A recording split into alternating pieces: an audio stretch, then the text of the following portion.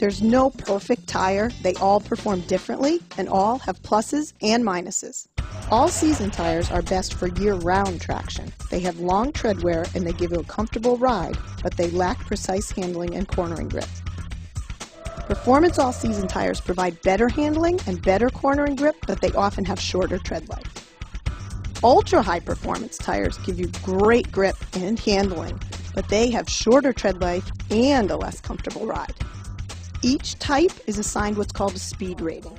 When you're replacing tires, we recommend that you stick with the size and speed rating that originally came on your car. If you have those tires, the easiest way is to look at the tire sidewall. But if you're unsure, most newer cars include a sticker or placard inside the driver's door jamb. In most cases, it includes the speed rating. It always includes the size.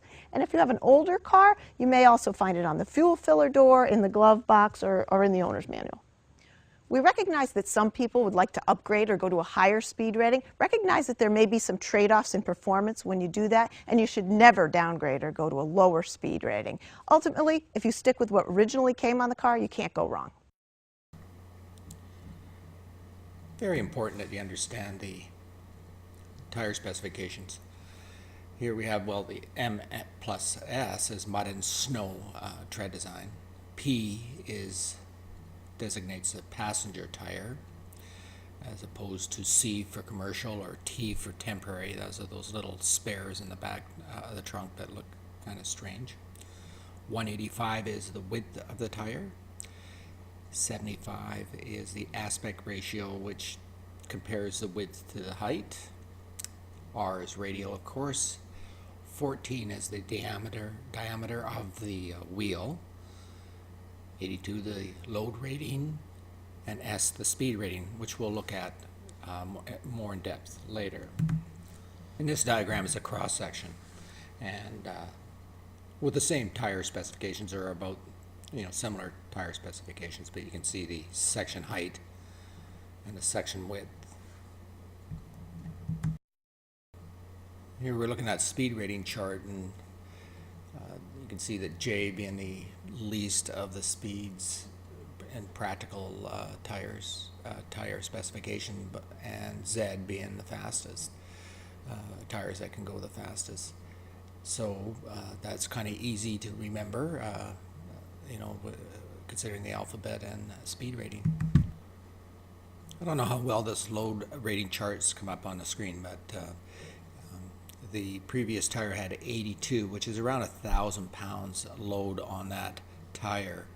So if you have 4 tires, that's 4,000 pounds. So 82 is kind of a median, and gives you an idea of how what number should apply to the various vehicle. You may have to make some decisions on tires in your future, and you would you would rate over what you think that the vehicle needs. Like if you have a 4,000 pound vehicle, you wouldn't put a tire on that's load rated at 1,000. You would probably put one that's load rated at 1,300. And same with speed. If you consult with the vehicle owner and they figure they're going to go at the most 150 kilometers an hour, you put one on for 175 or better, if you have to make that individual decision. Here we have a load rating of, well, not load rating, of 1,400 pounds, which is about 92 or 93 on the chart, and it's designated at a certain pressure, testing pressure, I guess, or the maximum pressure that the tire should have. We begin with a critical story about your car's tires. You've probably seen those little numbers on the side that tell you the tire's size. But there's another number you probably never noticed, and Chief Investigative Correspondent Brian Ross says you should, because some experts say tires have a kind of shelf life, and ignoring that could kill you.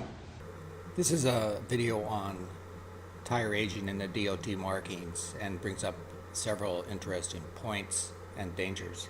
Maintenance records together, and that's when I discovered that the tires that I thought were new were actually 4 years old when I bought them. It turns out that tires can sit on store shelves for years before they're sold, but there's no expiration date. Yet research and tests show that as tires get older, even if they've never been driven a mile, they begin to dry out. And after 6 years of age, can become dangerous. After 6 years of age, it could become very dangerous. That was cut out. From American car owners, few consumers know about the cryptic code, which shows just when a tire was produced. It's at the end of a jumble of letters and numbers that make up the Department of Transportation identifying code. If you follow that DOT number all the way to the end, it says 414. So 414 would decode to the 41st week of 1994. So this tire is 14 years old? It's 14 years old. And we were able to purchase this from a tire shop. 4202 means it was made the 42nd week of 2002, 6 years old. 23-1 means it was made in the 23rd week of 1991, 17 years old. And even if you know how to crack the code, until last year the code was mostly imprinted on the inward side of the tire. Meaning to read it, you have to crawl under your car with a flashlight and find it right here.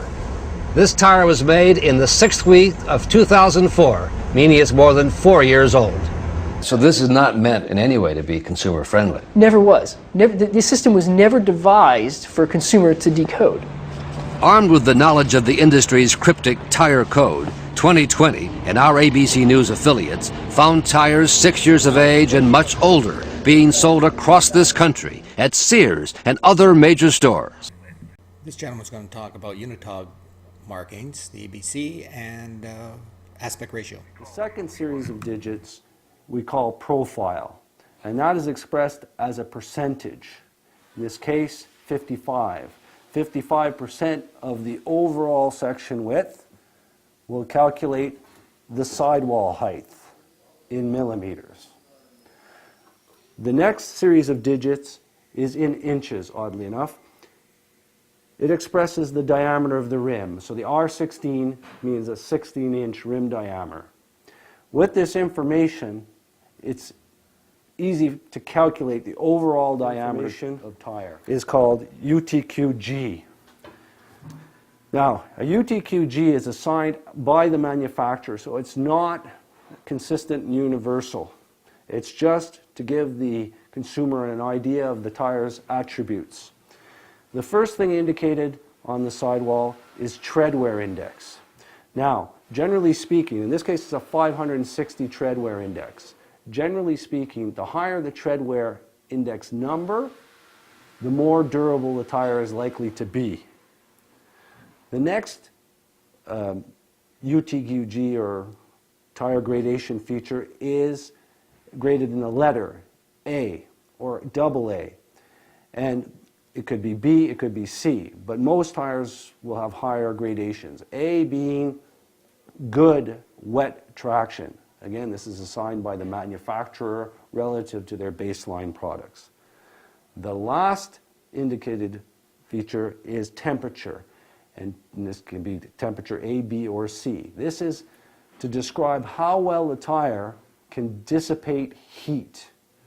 So a temperature of A would dissipate heat more quickly, be able to deal with higher temperatures than a temperature B or C.